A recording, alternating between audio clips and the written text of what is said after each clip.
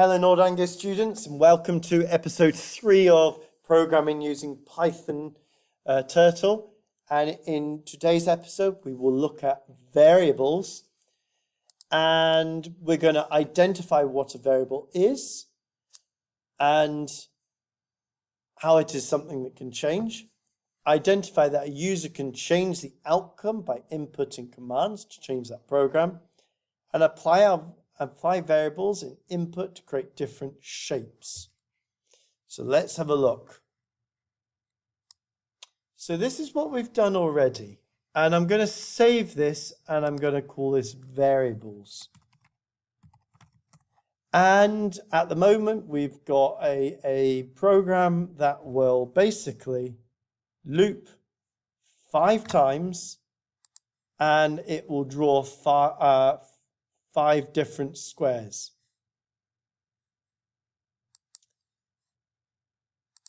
So it's using a for loop within a for loop. The one inside it draws your square, and then the main one it draws the 5 squares separated by a space. But we can then use variables to then change the size and the length, or the number of degrees we turn for this. So let's have a look. In terms of this, we need to create a variable. So let's call this sides.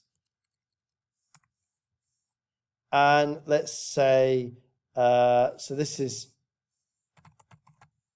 we'll call one that is length, and one as degrees, which will be our turning. And as you can see, I've got an equals part here. So basically, I'm saying my name of my variable is length, and I want to store the value 120. My degrees, I want to store the value 90. And down here, I can then just call, instead of just writing 100, I can just call the contents of this variable. Same with the degree. I can say I want to call the contents of the variable degrees. And same with something like when I go with the gap, to make sure the gap's not too small, I can just say length plus 50. And if I run this, what will happen is it will then draw bigger squares like so. If I come back and draw 50, type 50 as the length, it'll draw smaller squares. So it's now, I'm using a variable, I'm storing these values, and it's then looking up the variable and its contents, like so. I can even do, for example, maybe I want to do different shapes perhaps. So I might want to say the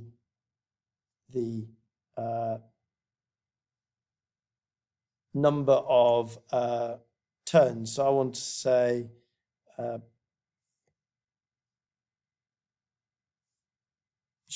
maybe I want to call this repeat. I'll just go put repeat here, and at the moment I'll put 4, and I can put in here, instead of saying for I in range 4, I can say for I in range repeat. And here I've got the number of degrees, but of course this will vary depending on our the number of times it repeats. And hopefully we've noticed that if we do 4 times 90, it becomes 360. So I can just change this from degrees to being 360 divided by repeat. And so that will be 90. So if I do F5, we should now have 5 squares in a row, which is great. But what happens if I want a triangle, for example? Let's put 3. It'll now look at 360, divide by 3, and it'll come up with a command, and it'll do 5 triangles in a row, like so.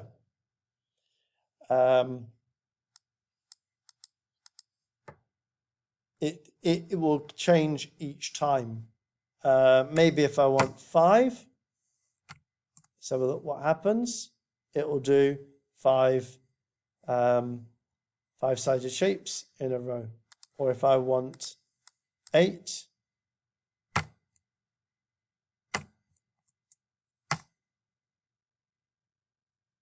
as you can see there, there's a slight problem there. It overlaps. So that's where I might want to just increase our length here to being 100. And it will separate it out a bit more.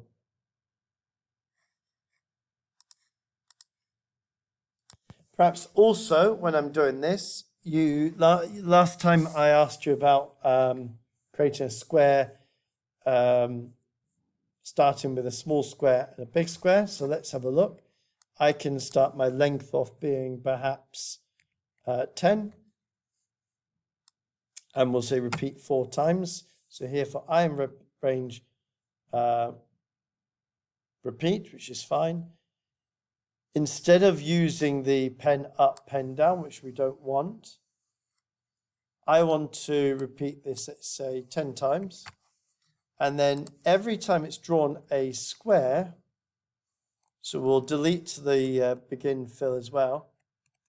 Every time it does the square, I want it to increase the length. So I can say length equals length plus 10. Let's see what that happens. So we're doing a bit of calculations here.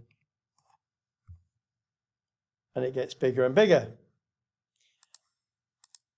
Now that works well doing the calculations if we're just storing it as a number like that, because it's going to know, it knows this is a number. However, what happens if I want to ask the user the length, or ask the user how many times I want to repeat? So let's have a look at let's have a look if I ask the user.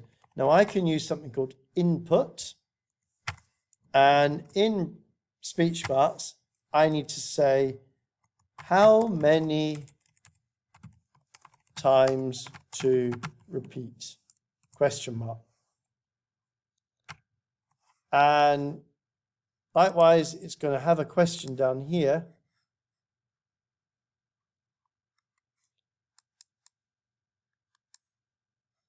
It's going to have a question down here. How many times do you want to repeat? I'll say 5. And this time it says an error. And it says for I in range repeat, type error SGR, object cannot be interpreted as an integer.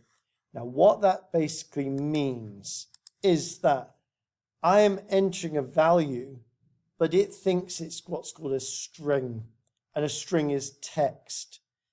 Now, we need to tell it, we need to tell the computer, we need to tell Python what I'm entering is a number.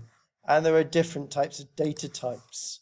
So for example, if I was entering a text value, I can just put str, which means string.